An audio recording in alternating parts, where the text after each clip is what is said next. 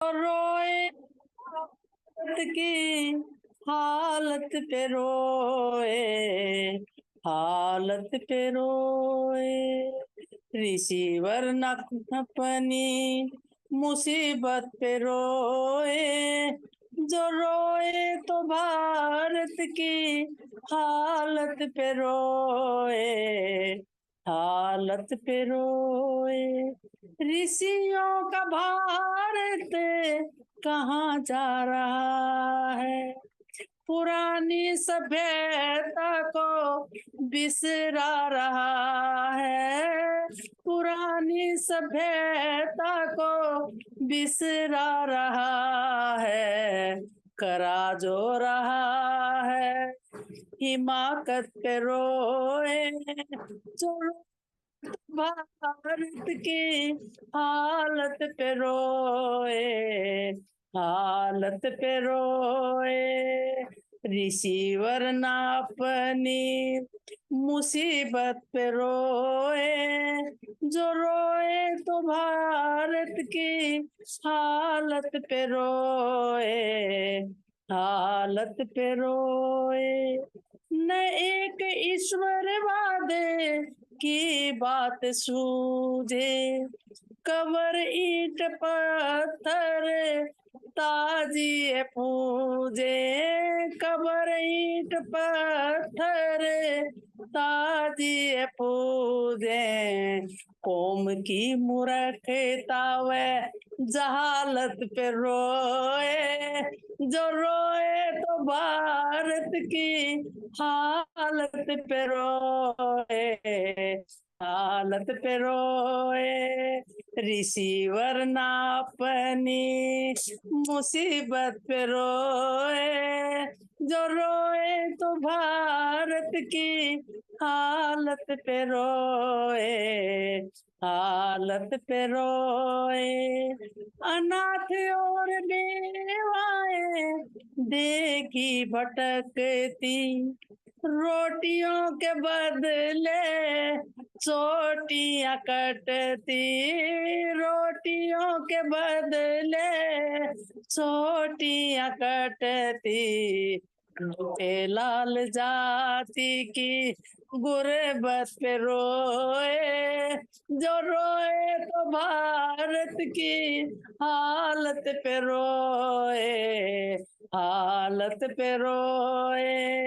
Receiver न अपनी मुसीबत पे रोए, जो रोए तो भारत की हालत पे रोए, हालत पे रोए।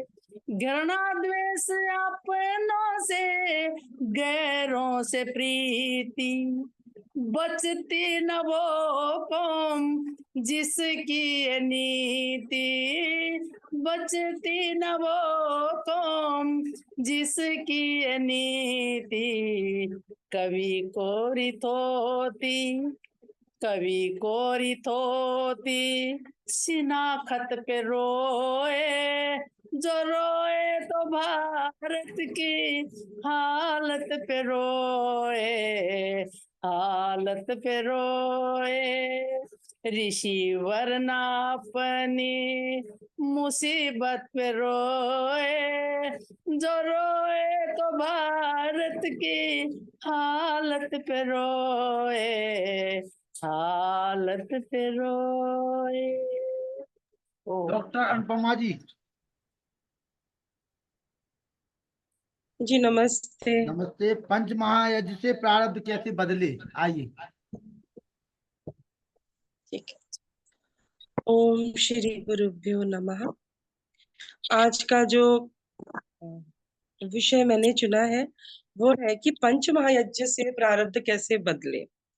तो मैंने अपने आसपास के मित्रों के साथ, स्वयं के जीवन के साथ भी अनुभव किया कि पंच महायज्ञ से आपके मन की दशा तो बदलती है, आसपास का जो वातावरण है वो भी बदल जाता है।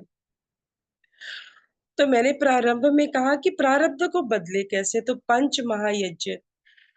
तो इसमें पंच महायज्ञ भी हम क्यों करें, क्योंकि जो सबसे ऊंची चेतना मनुष्य की, जैसे देवता होते हैं, फिर मुनि होते हैं, फिर ब्रह्मचारी, गृहस्थी, इस तरह से जो डिफरेंट कह लो कि चेतना पे लोग जीते हैं, सबकी अपनी एक चेतना का स्तर होता है। गृहस्थ की अपनी चेतना होती है, ब्रह्मचारी की अपनी चेतना होती है।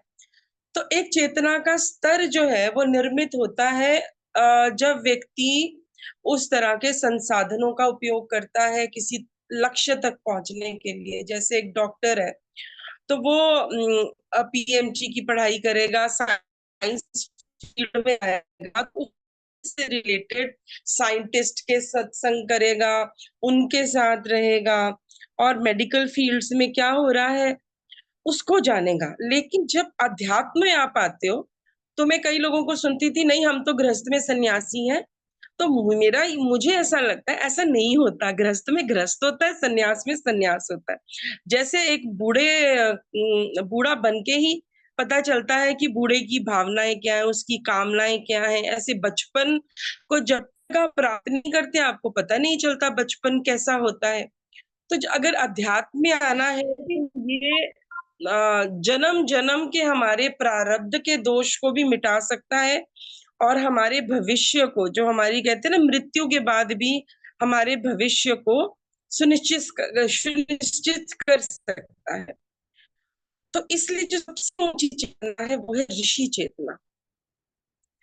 तो हम अपने प्रारब्ध को बदलें, क्योंकि हमें ऋषि चेतना में जीना है, और प्रारब्ध तभी बदला जा सकता है जब हम ऋषि चेतना में रहें। और दूसरा, पहला यह ईश्वर को गुरु माने और ऋषि चेतना में जिए। तो ईश्वर को गुरु माने, क्योंकि पंच महायज्ञों का जो पूरा संबंध है वो ईश्वर से है। ब्रह्म यज्ञ से देव बलि वैश्व देव यज्ञ। तो हम किसको अपना वो मानते हैं, गुरु या अपना देवता या भगवान, या उपासना किसकी करते हैं? तो हम क्यों ईश्वर को गुरु माने? तो अपना कथन नहीं मैं कह रही, ऋषि पतंजलि का कथन कह रही हूँ। ऋषि पतंजलि योग दर्शन में कहते हैं 3 सूत्रों के माध्यम से, तस्य वाचका प्रणवः। तो वो तो बिल्कुल स्पष्ट हो गया, वो ओम के बारे में कह रहे हैं। और फिर वो कहते हैं ईश्वर के बारे में, क्लेश कर्म विपाकाशयर अपरामृष्ट पुरुष विशेष ईश्वर। क्योंकि वो सब क्लेशों से ऊपर है, कर्मों से ऊपर है, कर्मों का विपाक जो फल है उससे ऊपर है, और अपरामृष्ट, किसी चीज से लिप्त नहीं होता, किसी वस्तु से लिप्त नहीं होता, किसी भावना से लिप्त नहीं होता, पुरुष विशेष ईश्वर। इसलिए हम उसके साथ जुड़े। और एक कारण है कि आनंद केवल ईश्वर के पास है। तो आनंद ईश्वर के पास क्यों है? अगर ईश्वर न्याय करता है तो उसने अपने को क्यों चुना कि वही आनंद का द्योतक माना जाता है? तो ईश्वर ब्राह्मण ग्रंथों में एक मंत्र है, उसमें अपना ईश्वर का परिचय देते हुए वो मंत्र कहता है सपुरुष वायु यज्ञ है, कि वो यज्ञ है। ईश्वर में आनंद इसलिए है क्योंकि वो यज्ञ है, वो सबको बांट रहा है, वो दे रहा है। जैसे कि हम जानते हैं यज्ञ संगतिकरण होता है, यज्ञ से दान की प्रवृत्ति बढ़ती है, यज्ञ देव पूजा होती है। तो इसलिए ईश्वर अपने बारे में जब कह रहा है मैं यज्ञ हूँ, मैं सूर्य के माध्यम से, चंद्रमा के माध्यम से, वनस्पति औषधियों के माध्यम से, तुम्हारे शरीर के माध्यम से, आत्मा के माध्यम से मैं तुम्हें निमित्त बनाकर एक महायज्ञ कर रहा हूँ। तो इसीलिए हमें यज्ञ जो है वो एक शब्द नहीं है, लेकिन हमारे जीवन परिवर्तन की ईश्वर ने हमें कुंजी पकड़ा दी। अब हम आरंभ करते हैं ब्रह्म यज्ञ से। ब्रह्म यज्ञ माने ब्राह्मण, माने ब्रह्मवेता, माने ब्रह्मवादी, माने ब्रह्म तत्व जेता, माने ब्रह्म ज्ञानी, जो ब्रह्म को जानते हैं। तो उपनिषद के ऋषियों ने केवल ब्रह्म साक्षात के बारे में ही, सारे उपनिषद ब्रह्म साक्षात्कार के बारे में लिखते हैं, और हम जिसे संध्या कहते हैं। तो उसमें भी आता है कि अगर हम ईश्वर को ही अपना मान के अपने प्रारब्ध को बदलने में लगे हुए हैं, तो उसमें जो अघमर्षण मंत्र है उसका जो हम हिंदी वो देखते हैं तो उसमें लिखा है सब जगत को धारण करने वाला। सब जगत माने सब ब्रह्मांड को एवं संसार को वश में करने वाले परमेश्वर ने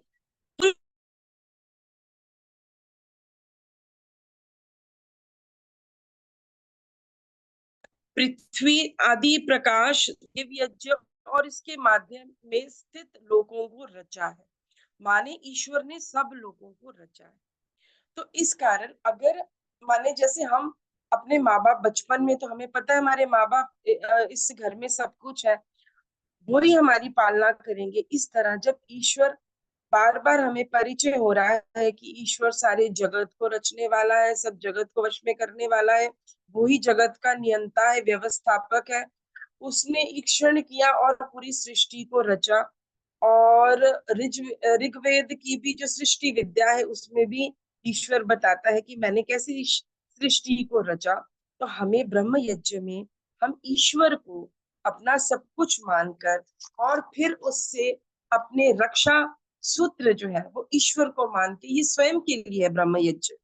तो आपकी जो चेतना है ना, अब आप कनेक्टेड हो रहे हो, मतलब आप अटैच नहीं हो रहे हो, आप एक बड़ी ऊंची चेतना ईश्वर के साथ सुबह सुबह उठ के कनेक्ट हो रहे हो। और आप उसको क्या कह रहे हो, आप चारों तरफ से अपना एक रक्षा सूत्र बना रहे हो। आप उसको कह रहे हो ब्रह्म यज्ञ में कि जैसे ईश्वर पूर्व दिशा में सूर्य बाण रूपी किरणों से मेरी रक्षा करे, दक्षिण दिशा में ज्ञानी लोग, विद्वान लोग अपने ज्ञान और तर्क द्वारा मेरी रक्षा करें, पश्चिम दिशा में उत्तम परमेश्वर सर्प आदि विषधारियों प्राणियों से मेरी रक्षा करे, उत्तर दिशा में अजन्मा परमात्मा विद्युत रूपी बाणों से मेरी रक्षा करे, नीचे का स्वामी सर्व रक्षक सर्वव्यापक परमात्मा हरित रंग वाले वृक्षों से, वृक्ष जो उसकी ग्रीवा के समान है और बाण उसके सभी वृक्ष हैं, ऐसा परमेश्वर हमारी रक्षा करे।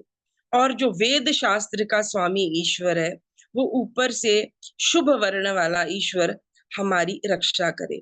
और समर्पण में हम क्या कहते हैं, समर्पण में हम ईश्वर को पहले ही कह देते हैं धर्म अर्थ काम मोक्ष की हमें सिद्धि हो। और अंत में जब हम ओम नमः शंभवाय च मयो भवाय च कहते हैं, तो हम कहते हैं मंगल स्वरूप कल्याणकारी सुखदाता, मंगल स्वरूप कल्याणकारी सुखदाता ईश्वर को बार बार नमन है। तो ब्रह्म यज्ञ से हम अपने प्रारब्ध को बदल लेते हैं। तो एक छोटी सी कहानी ताकि आप लोगों को ये पक्का हो जाए ब्रह्म यज्ञ क्या है। रविंद्रनाथ टैगोर के जो पिताजी थे वो बड़े धनाढ्य थे और उनके एक साम्राज्य में उनके एक भूमि आती थी जिसमें नदी थी। तो रविंद्रनाथ टैगोर चूंकि सौंदर्य के उपासक थे, तो वो क्रॉस को पढ़ते थे, जो कि बहुत बड़ा सौंदर्य की कविताएं रचने वाला एक दार्शनिक है। तो वो क्रॉस को पढ़ रहे थे और नदी पार कर रहे थे। अंत में क्रॉस के तर्कों से वो थक गए और उन्होंने उस बोट में जो वो मोमबत्ती थी वो बुझा दी और उसके बाद वो आंखें बंद करके लेटे। जैसे उन्होंने आंखें खोली तो उन्होंने देखा कि चारों तरफ से प्रकाश जो है ना वो अंदर आ रहा है और इतना प्रकाश, चंद्रमा की रोशनी, और फिर उनको नदी की धीमी धीमी गति भी सुनाई दी। तो उन्होंने लिखा सुबह कि एक मोमबत्ती की लौ ने मेरे इतने बड़े प्रकाश को रोक रखा था, जो चंद्रमा का प्रकाश था।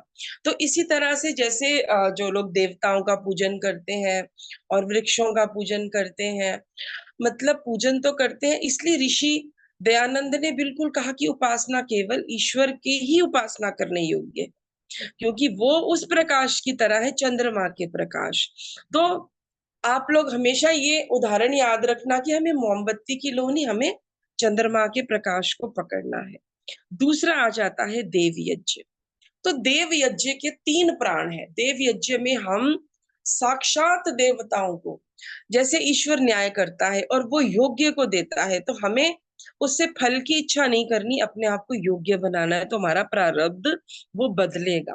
कैसे बदलेगा, जैसे देव यज्ञ में आप आहुतियां देते हो, तो श्रद्धा पूर्वक, प्रेम पूर्वक इस तरह से अपनी उंगली को करके धीरे धीरे आहुतियां देते हो और आप देवताओं को आहुतियां देते हो, ईश्वर के मुख को, अग्नि को ईश्वर का मुख मानते हो, तो सारी आहुतियां आपकी भस्म होती हैं और यज्ञ शेष बनता है। तो आपका ये तो नहीं है कि आपने थाली लगाई और भोजन बाद में खुद खा लिया, तो वो सबके सब आपको सामने दिख रहा है कि भोजन कहाँ जा रहा है। और इस तरह से आप ईश्वर को माध्यम बना के देव यज्ञ करते हो। तो जब आप देवताओं को आहुति देते हो, जैसे एक मिर्च, अगर आप अग्नि में जला दो तो पूरी सबको खांसी लग जाती है। इसी तरह 1 चम्मच गाय का घी जब आप यज्ञ में देते हो तो 34 यूनिट ऑक्सीजन और प्राण वायु बनती है उससे 1 चम्मच घी से, और वो पूरे ब्रह्मांड में फैलती है। तो जब आप प्राण वायु जो कि ईश्वर प्रदत्त है उसके आप सहयोग दे रहे हो, आप लोगों को प्राण वायु दे रहे हो, आप 1 चम्मच घी डालते हो और उससे 64 यूनिट प्राणवायु बनती है और आप ऊर्जा देते हो। जैसे कुछ लोग कहते हैं कि इसका जो धूम है वो कार्बन डाइऑक्साइड बनाता है, तो कार्बन डाइऑक्साइड C2O6H12 मेरे ख्याल से यही एक फॉर्मूला है जो कि ऑक्सीजन को ग्लूकोज में बदलता है एनर्जी में। तो उसमें जो कार्बन डाइऑक्साइड है वो एनर्जी के लिए होती है, ऊर्जा के लिए होती है। वही कार्बन डाइऑक्साइड हमारा यज्ञ बनाता है, क्योंकि वहां पे जल होता है, वहां पे अग्नि होती है और आसपास वृक्ष होते हैं।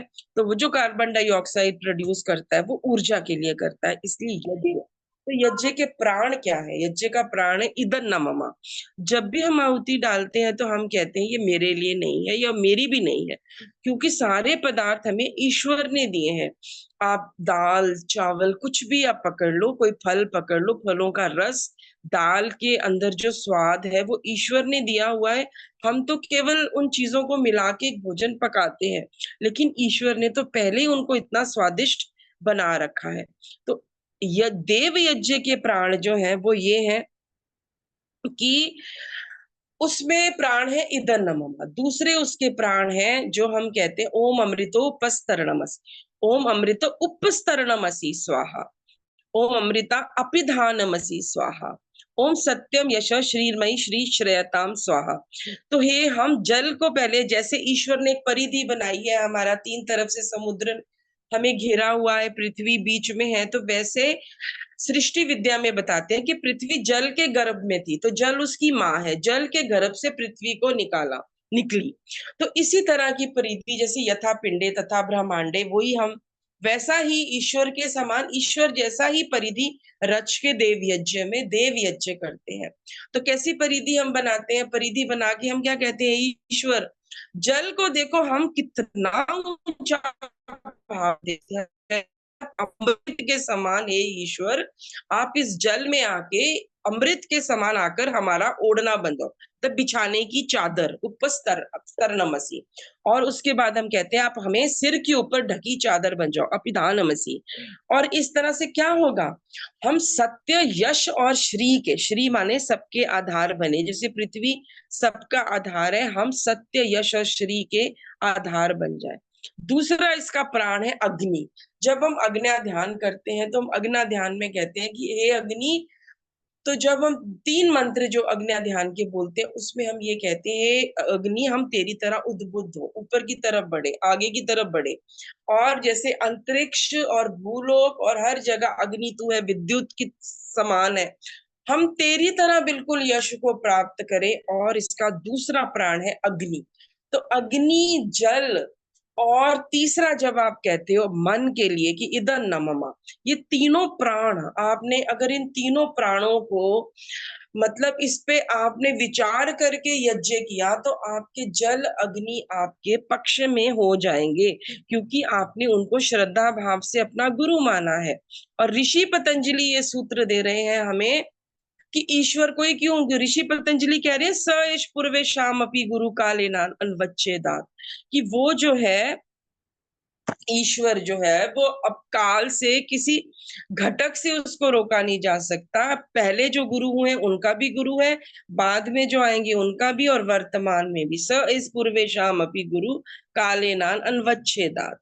तो इसीलिए ऋषि पतंजलि का सूत्र है, माने ऋषि की बातों को हम क्यों माने, तो ये भी मैं स्पष्ट कर दूं। ऋषि होते थे कृत धर्मा और मंत्र दृष्टा। मंत्र दृष्टा का अर्थ होता है उन्होंने मंत्र का दर्शन कर लिया। मानो मैं कहूं कि जल ही जीवन है, तो मैं जो भी अपने पास आए उसको जल पिलाऊं, जल को स्वच्छ रखूं, यज्ञ करूं, यज्ञ शेष का जल रखूं, अपने जल को साफ सुथरे मटकों में, घड़ों में रखूं और जल का यज्ञ करती जाऊं। मानो मैं कि दान देना है, मुझे जल का ही दान देना है, तो जल क्या बन जाएगा मेरे लिए? ओम अमृतोपस्तरणमसि बन जाएगा, अमृता पिधानमसि बन जाएगा, सत्यम यश श्रीमय श्री श्रेयता बन ही जाएगा, क्योंकि ईश्वर ने देव यज्ञ में हमें वचन दिया है। इसीलिए ऋषि जो होते थे वो उस मंत्र को जीते थे। जैसे अगर उन्होंने गायत्री मंत्र बोला है, तो गायत्री मंत्र में अगर उन्होंने ईश्वर का वर्ण किया है, तो वो ईश्वर की सारी आज्ञाओं को मानते थे और फिर उनको अनुभव हो जाता था। तो मंत्र दृष्टा, दर्शन का मतलब है अनुभव कर लेना, उसको देख लेना, उसको साक्षात अपने ऊपर प्रैक्टिकली देख लेना, वो आपके साथ हो जाना। जैसे मैंने मान लो मैं डॉक्टर हूँ और मैंने कोई ऑपरेशन किया, मरीज मेरा ठीक हो जाता है और स्वास्थ्य लाभ हो जाता है, तो मैंने अनुभव कर लिया अपने हाथ के कि मेरा हाथ कितना अच्छा ऑपरेशन कर सकता है।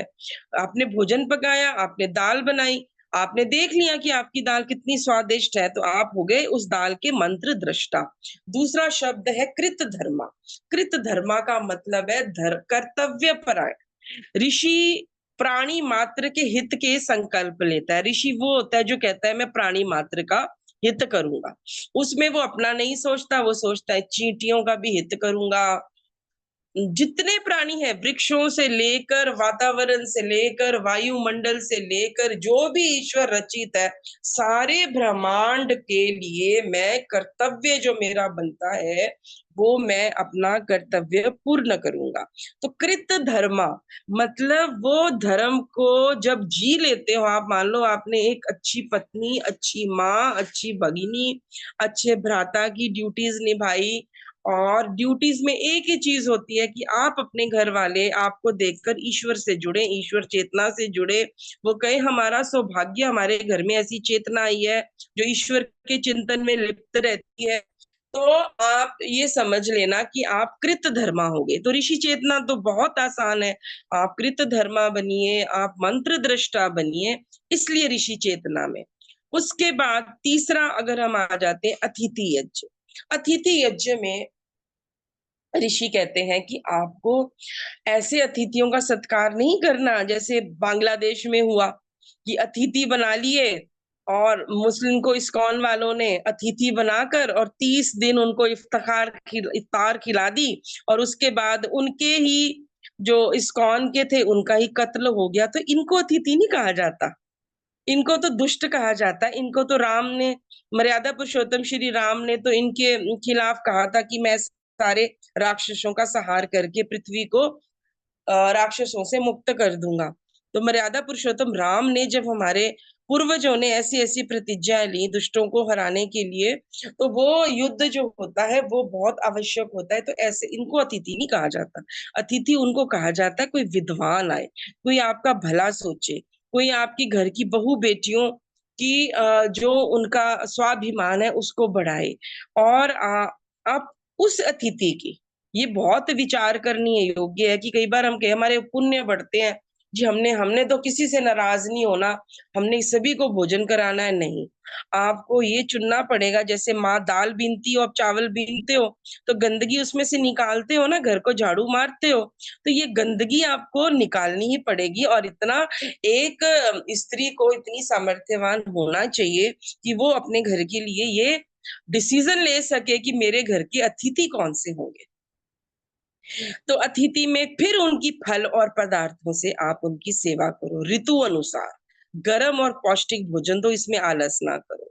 और अग्नि से शुद्ध किया हुआ पाचन में सरल उन्हें भोजन दो, उनको जल आदि की व्यवस्था करके दो, उनको अच्छे साफ सुथरे बिस्तर दो। और उन वहां अतिथि यज्ञ के इसका जो प्राण है, अतिथि यज्ञ का प्राण है श्रवण। अगर आपने किसी अतिथि को बुलाया है तो आप उसको सारे परिवार वाले बैठ के श्रवण करो उस विद्वान को, उसके सामने अपनी मुसीबतें, अपनी वो सब बातें मत करो, क्योंकि आपको जो करने लायक कार्य है वो कर रहे हैं, वो पंचमहायज्ञ करते हैं, आप पंचमहायज्ञ करो, आप भी उन जैसे बन जाओगे।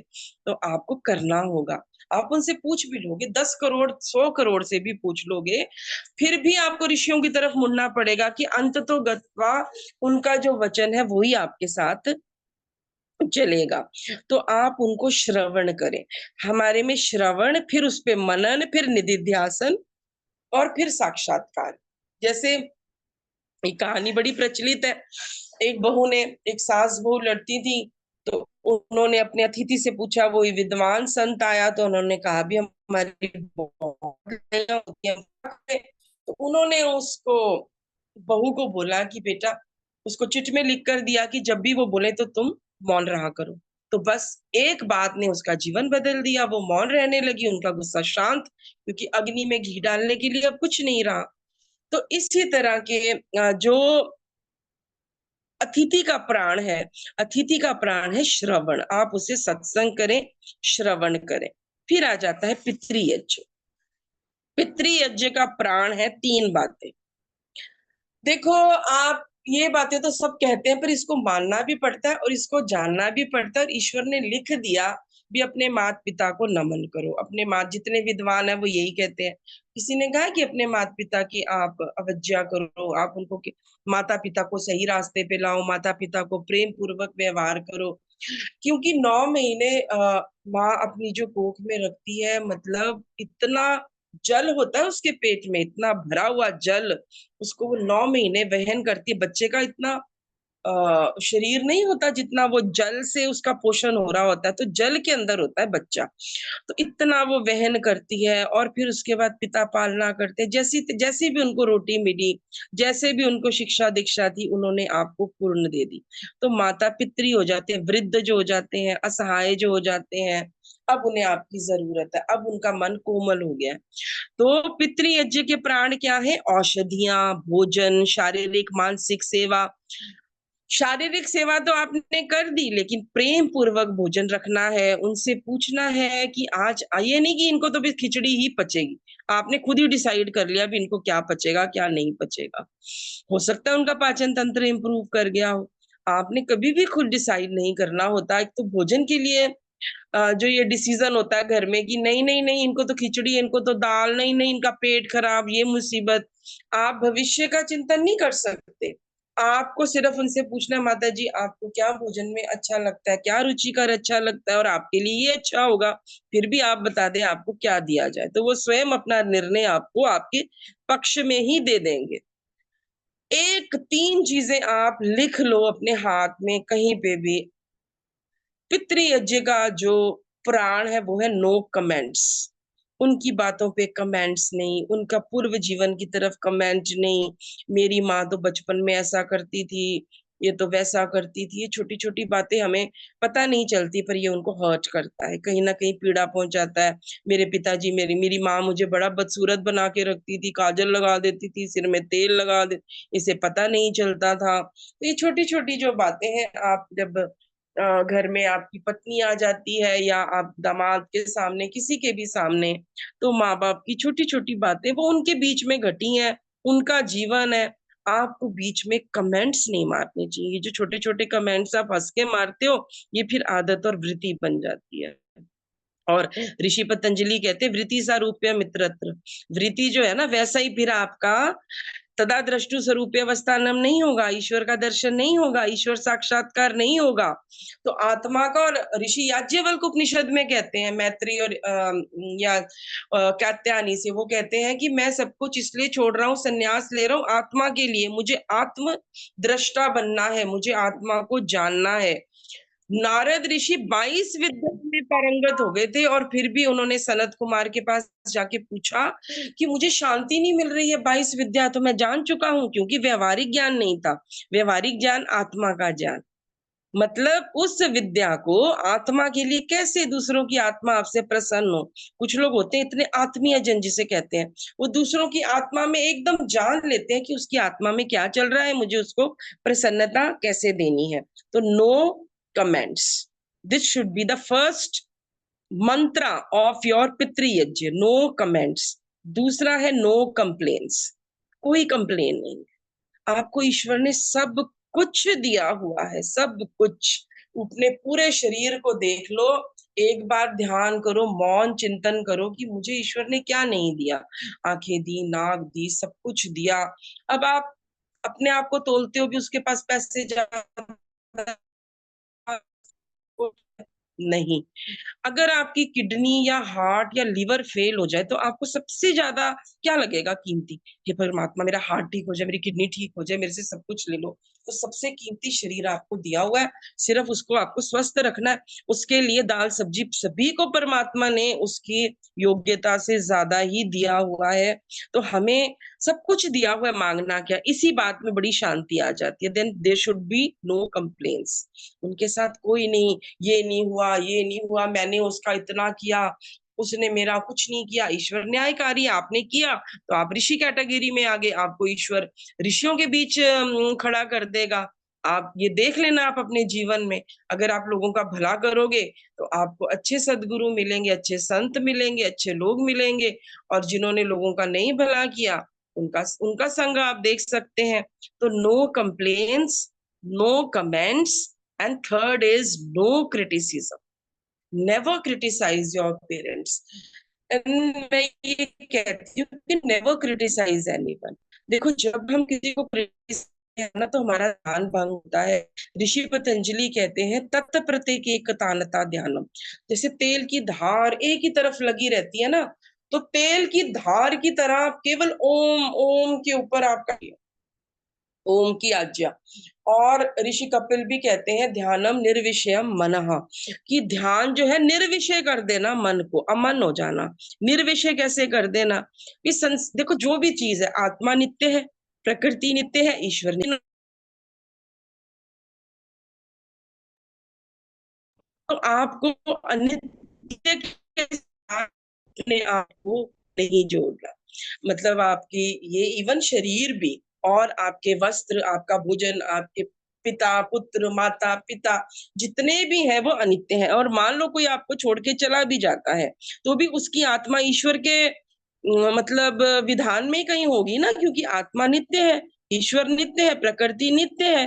तो सत्वरजतम नित्य है, तो शरीर भी कहाँ जाएगा? वो पंच महाभूतों में मिलके फिर नया शरीर धारण कर लेंगे जब तक मोक्ष नहीं होगा।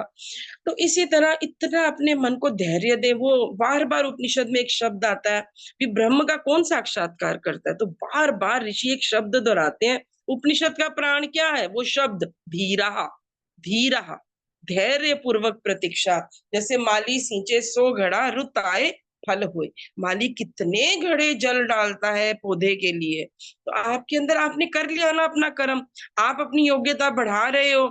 कितने वर्ष भी आपको एक जगह बैठना पड़े, बैठे रहो, बैठे रहो, बैठे रहो। ईश्वर आपको पिछले जन्म को जानता है, अगले जन्म को जान रहा है, इस जन्म को जान रहा है। वो अपने आप आपको निर्धारण कर देगा। तो इसलिए उसका जो प्राण है ना पितृयज्ञ का, वो है नो क्रिटिसिज्म। जब आप क्रिटिसाइज करते हो तो आपका ध्यान उस व्यक्ति के दोषों पे जाता है, तो आपकी चेतना कहाँ आ गई? डाउन। अब आपने उसके स्तर पर सोचा कि ये व्यक्ति कमीना है, ये व्यक्ति गंदा है, ये व्यक्ति दुष्ट है। अब उसके स्तर पर आप आ गए। अब आप ऋषि के बारे में सोच रहे हो, वो मंत्र दृष्टा है। तो आपके अंदर क्या गया? देखो, जो चित्त है ना हमारा, वो सूक्ष्म ध्वनि से बना हुआ, बिल्कुल ध्वनि की तरंगे है ना, सूक्ष्म स्तर पे वो हमारा मन है। तो ध्वनि एक ही है, ओम। वो ध्वनि को अपने खून में बसा लो, रचा लो, जैसे मर्जी प्रयास करके। अभ्यास वैराग्य में हम तन निरोधा, अभ्यास करो, उससे वैराग्य आएगा। और तन निरोध, अपनी सारी वृत्तियों का निरोध करो। यही तप है, यही तप है। मन इधर जा रहा है, मन में एकदम से क्रोध आया, किसी ने हमारी बात मानी नहीं मानी, क्योंकि हम उससे अटैच्ड है, हम चाहते हैं वो हमारी बात माने। भी दूसरा हमारी बात क्यों माने? हम क्यों उसके ऊपर इम्पोज हो रहे हैं कि हमारी बात मानो, हमारी ये बात है, बस इसमें शांति रखो। वो अपनी बात माने, हम अपनी बात माने। No interference in somebody's life. किसी की स्वतंत्रता, वो हमारा जो 10वां नियम है आर्य समाज का, कि आप सर्वहितकारी नियम में तो परतंत्र है, जो सामाजिक है, लेकिन अपने लिए सिर्फ आप स्वतंत्र है। तो आपको किसी के साथ इतना उलझना नहीं है, अपने क्रोध को नहीं बढ़ाना। आपका एक ही वो है, मेरे ख्याल से मुंडक उपनिषद में आता है कि ओम आपका वो धनुष है, और आत्मा जो है उसको तीर बनाओ। और लक्ष्य क्या है? आपका ईश्वर ब्रह्म। उस लक्ष्य की तरफ ओम को आप धनुष बना के, और तीर आत्मा, तो आत्मा तीर है तो कितनी पैनी होनी चाहिए, कितनी एकाग्रता उसके अंदर होनी चाहिए। तो ये पितृ यज्ञ के प्राण है। और पांचवा हमारा हो गया बलि वैश्व देव यज्ञ। तो बलि वैश्व देव यज्ञ के जो हम 10 मंत्र बोलते हैं, और प्राणियों, क्योंकि मूक प्राणी है और ईश्वर ने उनको पहले ही दंड व्यवस्था में रखा है उनको, तो हमें उसके ऊपर हमारे में करुणा होना चाहिए। तो वो जो एक ऋषि पतंजलि का सूत्र, मैत्री करुणा मुदितोपेक्षा नाम है ना, करुणा शब्द, तो करुणा शब्द भी हमें ऋषियों ने दिया हुआ है। तो करुणा ये हो सकती है भी, सृष्टि विद्या में ऋग्वेद में ये लिखा गया है कि एक सींग वाले जो है ना पशु वो और भोजन खाते हैं, दो सींग वाले और भोजन खाते हैं, तो वहां से हमें संकेत मिलते हैं बलि वैश्व देव यज्ञ के। तो चींटियों को अन्न डालना, मतलब आपका जो सारा दिवस दिन है ना, वो पंच महायज्ञ, ब्रह्म यज्ञ, ओम का जप, तत् जपस तदर्थ भावनम, तो आपका प्रारब्ध क्यों नहीं बदलेगा? मुझे तो नहीं लगता कि प्रारब्ध नहीं बदलेगा, जरूर अवश्य बदलेगा। तो सारा, अब जैसे सुबह उठे आपने ब्रह्म यज्ञ किया, फिर देव यज्ञ किया, बलि वैश्व देव यज्ञ किया, तो बलि वैश्व देव ने पशुओं और प्राणियों के ऊपर उनको यज्ञ की तरह लेना, उनको श्रद्धा से भोजन देना, ये नहीं रोटी फेंक के दी, नहीं, उसकी आत्मा है, यही आत्मवान बनता है व्यक्ति। वो देखे कुत्ते में भी आत्मा है, बिल्ली में भी आत्मा है, उनके लिए एक स्वच्छ पात्र लगाओ, उसमें उनको बड़े प्रेम पूर्वक दूध दो, उनको कहो कि आप हमारे अतिथि हो, उनसे बातचीत करो, वृक्षों से बातचीत करो, फूलों से बातचीत करो। और आप देखोगे जैसे जैसे आप प्रकृति के निकट आ रहे हो, प्रकृति आपकी माँ है, क्योंकि ईश्वर ने प्रकृति को माध्यम बना के सृष्टि को रचा है। तो प्रकृति कितनी महत्वपूर्ण है जिसको ईश्वर ने माध्यम बनाया है। तो आपको प्रकृति से ऐसे जुड़ने की, तो सारा दिवस आपका अपने में ही होगा। फिर सायकाल होगी ना, तो ये नहीं कि सुबह के सायकाल देखो आप करो, घी भी आ जाता है, सामग्री भी आ जाती है, घी मत बचाओ, सामग्री मत बचाओ। शाम को सायकालीन में जो अग्नि के हम मंत्र डालते हैं ना, अग्नि के लिए सायकालीन मंत्र, तो आप शाम को ये बना लो कि शाम को मैं, अब जैसे श्रावण है, ये चातुर्मास है, तो हमारे वैदिक में बोला हुआ है, ब्रह्म प्राप्ति के सूत्र ये वेदांत में हुआ है। एक उन्होंने ब्रह्म प्राप्ति के लिए बताया है उपवास, आप उपवास रखो, आप एकादशी के उपवास रख सकते हो। फिर उन्होंने दूसरा बताया है कि ऋग्वेद, सामवेद और यजुर्वेद की विद्याओं का आप पठन पाठन करो, क्योंकि अथर्ववेद सन्यासियों के लिए है। और फिर तीसरा उन्होंने बताया कि स्वाध्याय करो, स्वाध्याय में अपना मनन चिंतन और मोक्ष ग्रंथों का चिंतन, ऐसे 2 उपाय और बताए हैं उन्होंने। तो ब्रह्म प्राप्ति के ये सूत्र हैं। तो आपको सारा दिन अगर अध्यात्म को पकड़ा है तो वही काम करना है जो ब्रह्म प्राप्ति के लिए है। तो अब सुबह का तो हो गया आपका, फिर सारा दिवस आपने जो अपना जो भी आपका है प्रोफेशन वो कर लिया। फिर शाम को आपने क्या किया? शाम को आपका सबसे पहले आपने देवी यज्ञ करना है, फिर संध्या करनी है, फिर नहीं, देवी यज्ञ के साथ ही आप स्वस्ति वाचनम जरूर ले लो, या शांति करनम ले लो या स्वस्ति वाचनम। तो शाम को 6 बजे के बाद आपने जैसे स्वस्ति वाचनम ले लिया, फिर आपने देव यज्ञ ले लिया सायकालीन, उसके बाद आपने स्वस्ति वाचनम किया, उसके बाद आपने संध्या की, और उसके बाद रात्रिकालीन मंत्र भी आप स्मरण कर लो, क्योंकि उसमें है ना, तन में मना शिव संकल्प मस्तु जागृत दूर मुदयति देवम। तो ये जो है 5-6 मंत्र हैं वो तो सुबह उठते क्या करना है? प्रातःकालीन मंत्र बोलने हैं, फिर आपने संध्या करनी है, फिर ध्यान करना है, फिर देवी यज्ञ करना है। तो आपका सुबह और आपका सायं फिक्स्ड है विद ईश्वर, कि ये मेरा संग केवल ईश्वरीय चेतना के साथ, शाम और सुबह, और बीच का पोर्शन जो है वो आप समाज के लिए रख लो, और फिर रात्रिकालीन आपका जो भी है, तो 8-9 बजे तक आप सोने में चले जाओ। तो आज के लिए बस भैया इतना ही था मेरे पास। बहुत है अनुपमा जी, बहुत है। और कल परसों 2 दिन मुस्कान रघुवंशी हरिद्वार की जो स्कॉलर है उनको आप लोग सुनेंगी। किसी के मन में कोई शंका हो, हमारी अनुपमा जी से पूछना हो तो पूछ सकता है डॉक्टर अनुपमा जी से। ये जो बहन जी है पीले कपड़े पहने हैं, माता जी अपना माइक खोल लीजिए।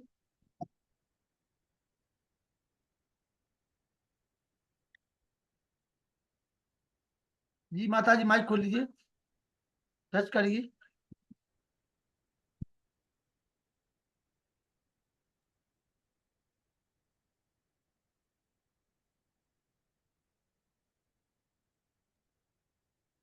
चलिए वो नहीं खोल पा रही, प्रेम सचदेव भाई आप आ जाइए। ओम नमस्ते लखनलाल जी और सादर नमस्ते। प्रणाम डॉक्टर अनुपमा जी। मैंने आपका प्रवचन बड़े ध्यान से सुना, बड़ी एकाग्रता से सुना और ऐसा धारा प्रवाह आपका प्रवचन था, कोई चीज आपने छोड़ी नहीं और सभी शास्त्रों को आपने यूज किया, योग दर्शन, न्याय दर्शन और सभी शास्त्रों का आपने उदाहरण देकर और जनसाधारण को भी समझ आए। और मुझे तो लगा आप प्रैक्टिकली इसको अपना रही हैं, तभी आप ऐसा बोल पा रही हैं। तो जी इसीलिए इसीलिए आपकी वाणी से प्रभाव पड़ा है, क्योंकि जो जो उसको अनुभव करके बताने वाला है वो खुद अगर उसका आचरण में लाता है और बताता है तो उसका प्रभाव बहुत अधिक होता है। तो आपकी वाणी का प्रभाव बहुत अधिक हुआ मेरे ऊपर। मैं आपका धन्यवाद। बहुत बहुत धन्यवाद करता हूँ, आभार प्रकट करता हूँ। फिर धन्यवाद। आपसे मिलेंगे, फिर भी आइए आप किसी और विषय को जरूर। लेकर आइए बेशक, और हमें लाभान्वित करिए। बहुत बहुत धन्यवाद। अवश्य। 12 तारीख को समय मिल जाएगा डॉक्टर अनुपमा जी? हाँ जी, मिल जाएगा भैया। चलिए 12-13 को 2 दिन और कर लीजिए आप अपना, ठीक है? ठीक है जी। हमारे प्रेम सचदेव जी ने जो है आपको अनुमति दे दी है जी। ठीक है जी। ये मैं कौन होता हूँ? माता जी संतोष थार, संतोष जी, माता जी संतोष जी, 2 शब्द बोल हाँ दीजिए जी माता जी। जी। 2 शब्द बोल दीजिए, भजन का समय तो निकल गया है अब। अच्छा, भजन नहीं बोल सकते? भजन तो बोलेंगे 7:45 से 9 बजे, 7:45 से 8 बजे तक। जी, फिर क्या बोलेंगे? कुछ भी बोल दीजिए जो आपको अच्छा लगता हो जीवन का।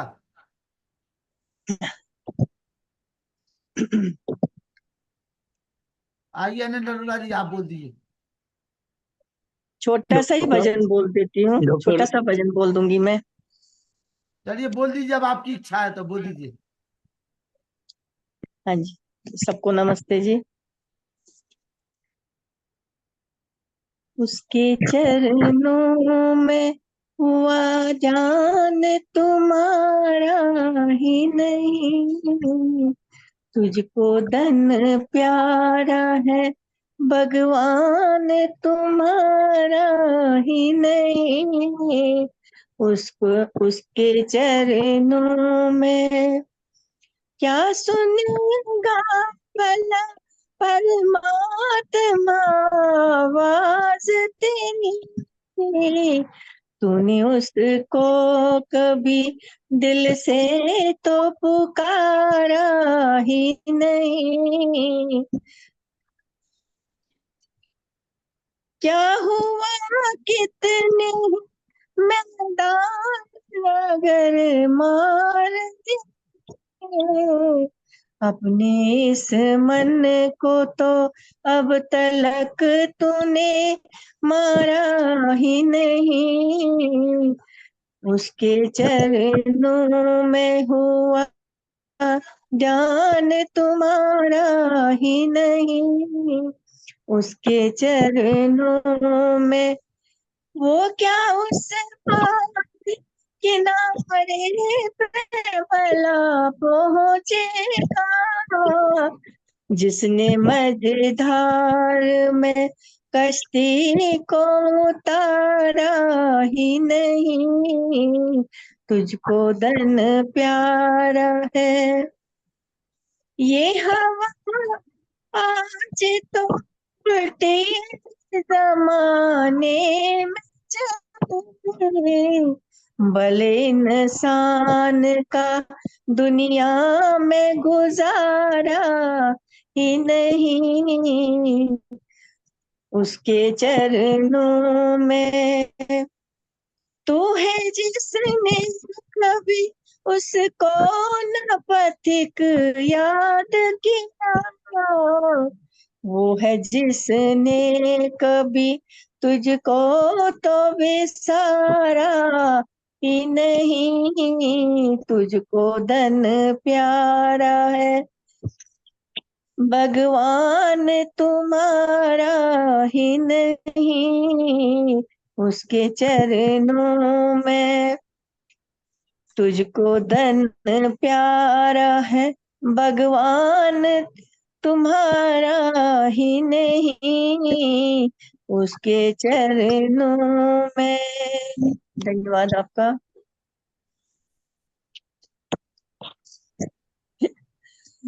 भाई साहब ताली बजा रहे हैं, आप अपना माइक खोल लीजिए।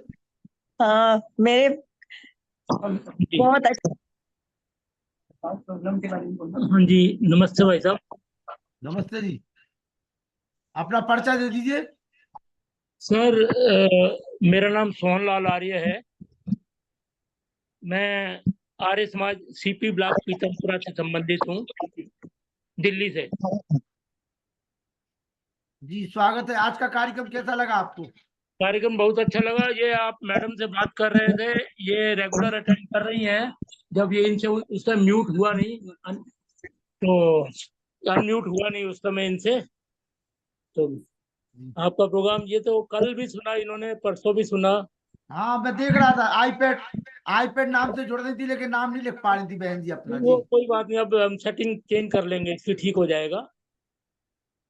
तो आपने बड़ा मतलब कल भी सुना आपको, मैं तो कम सुन सका, लेकिन जो ये बहन जी ने अभी आज बोला तो इसको तो हमने सुना, बड़ा आनंद आया और समय का तो पता ही नहीं चला।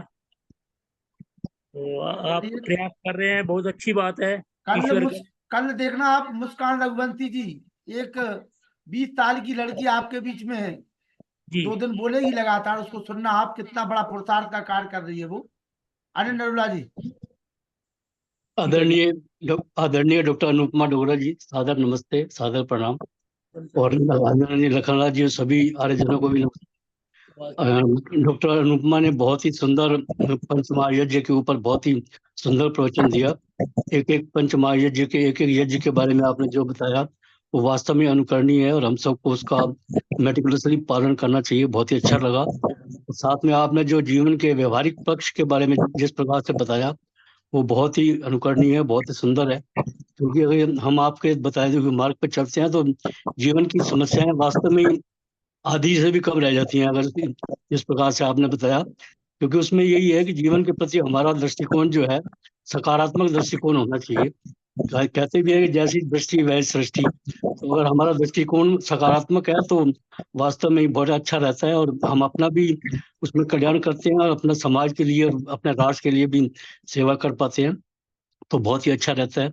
और हमें ये ध्यान रखना चाहिए कि जैसे कि कुछ चीज़ है कि व्यक्ति को क्रोध बिल्कुल नहीं करना चाहिए, चाहे कोई भी कंडीशन हो जाए, क्रोध छोड़ना चाहिए। और साथ में कर्म और पुरुषार्थ, जैसे हमारे लखनलाल आर्य जी हैं, ये इतने जबरदस्त पुरुषार्थी व्यक्ति हैं कि आप अगर देखें इनके बारे में, अगर आप जानें तो आप सोचेंगे कि वास्तव में पुरुषार्थ क्या होता है, वो कोई इनसे सीख सकता है। ये अपने इस कार्यक्रम को संचालित करते हैं। अगर इन्हें कहीं बाहर जाना होता है, कहीं रेलवे स्टेशन पर होते हैं, कभी गाड़ी में होते हैं, कभी बस में होते हैं, कभी कार में होते हैं, जहाँ से भी होते हैं रास्ते से ही संचालित करते रहते हैं। और कभी ये प्रोग्राम अपना मिस नहीं करते, या किसी को सौंप के जाते हैं थोड़ा बहुत, तब भी साथ में हमेशा ध्यान रखते हैं कि मेरा प्रोग्राम में कुछ गड़बड़ ना हो और स्मूथली चलता रहे। वास्तव में बहुत अच्छा लगा। आपका आपका बहुत बहुत वंदन, बहुत बहुत अभिनंदन। धन्यवाद जी।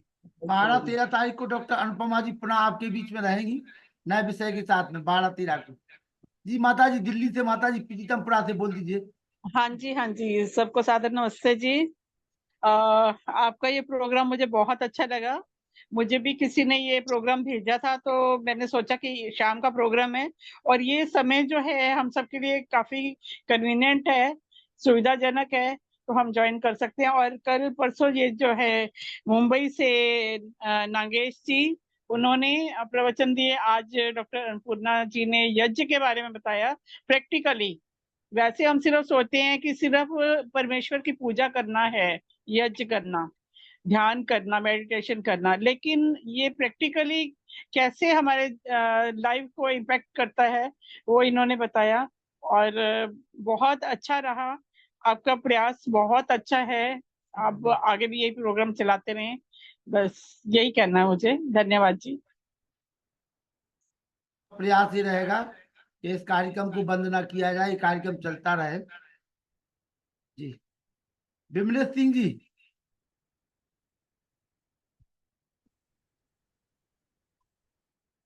जी नमस्ते सभी को। संयोजक महोदय बहुत बहुत धन्यवाद निरंतर पुरुषार्थ के लिए, जो नित्य प्रथम लोगों को नए नए विद्वानों से ज्ञान गंगा में स्नान करवाते हैं। आज का उद्बोधन बहन जी का बहुत सुंदर रहा पंच महायज्ञ पे। बस यही है कि हम लोग जो है जितना सुनते हैं उतना जो है उसको अपने जीवन में आचरण में नहीं ला पाते, लेकिन जितना भी कर पाते हैं उतना ही बहुत है। और निरंतर ये प्रयत्न करना चाहिए, हमारा आचरण 100% तक पहुंचने का लक्ष्य तो बना के ही रखना चाहिए। के लिए हमेशा प्रयत्नशील रहें और ईश्वर इसमें हम लोगों की मदद करे। दया आर्या जी, संतोष सचान जी। आचार्य जी को नमस्ते और सभी जितने उपस्थित भाई बहन हैं सबको नमस्ते। आचार्य जी का प्रवचन तो मैं पूरा नहीं सुन पाई आज, कुछ तो मतलब थोड़ी ऐसी व्यस्तता हो गई, थोड़ी देर का सुना, करीब 15 मिनट का। बहुत ही अच्छा लगा कि चलिए हम लोगों को नई नई जानकारी मिलती है। बहुत ही अच्छा लगा आचार्य जी का। अब आगे जब 12-13 में बोलना है तब फिर पूरा सुनेंगे। बहुत ही अच्छा, बहुत बहुत धन्यवाद आचार्य जी। दया आपका आर्या भी जी। लखनलाल जी कि हम लोगों को इतना पुण्य का काम करा रहे हैं। बहुत बहुत धन्यवाद। दया आर्या जी। ओम ओम। बहुत ही अच्छा पंच महायज्ञ के ऊपर आदरणीय आचार्य जी ने आज बताया, और वास्तव में एक एक भावार्थ है, सारगर्भित यज्ञों के बारे में, एक एक चीज के बारे में हमें जानकारी मिली। और वैसे तो हम सामान्य उसमें सुनते ही रहते हैं, बोलते भी रहते हैं, लेकिन पढ़ने में और एक एक चीज को समझाने में बड़ा फर्क होता है। तो एक एक चीज को बड़ा समझाया, अच्छा लगा। और जब भी कोई अच्छी प्रकार से समझाता है तो उस कार्य में रुचि बन जाती है। अब पंच महायज्ञ में हमारी और भी ज्यादा आज के बाद रुचि होगी। वैसे तो अनेक आपके द्वारा विदुषी भाई बहन विद्वान इस मंच पर आते हैं और कई बार बहुत अच्छी प्रकार से बताते, लेकिन आज ज्यादा ही कुछ अच्छा लगा। भविष्य में आदरणीय आचार्य जी का इसी प्रकार हमें व्याख्यान सुनने को मिलता रहे। मैं इनका हार्दिक अभिनंदन इस मंच के द्वारा करती हूँ। ओम। शशि देवी, अशोकनगर गुना। शशि देवी जी। शशि देवी जी, अशोकनगर गुना। सम्मानित राम सेवक निरंजन जी, शिक्षक राम सेवक निरंजन जी, मेरी आवाज सुन पा रहे हो तो?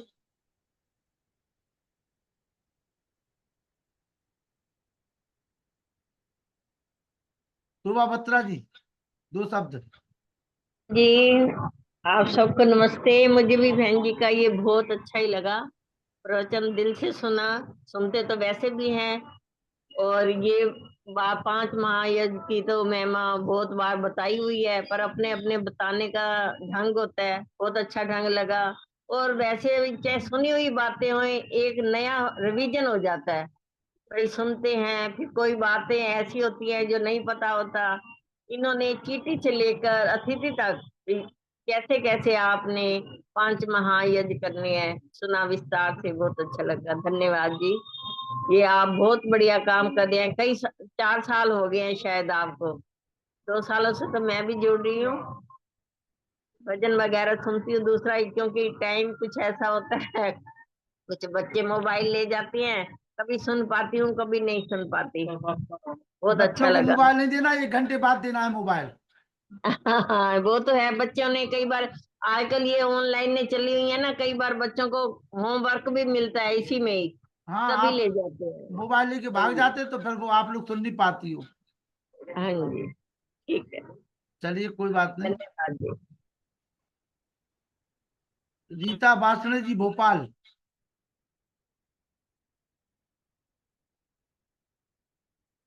रीता बासणे जी, चलिए शांति पाठ करा दीजिए। अनुपमा जी।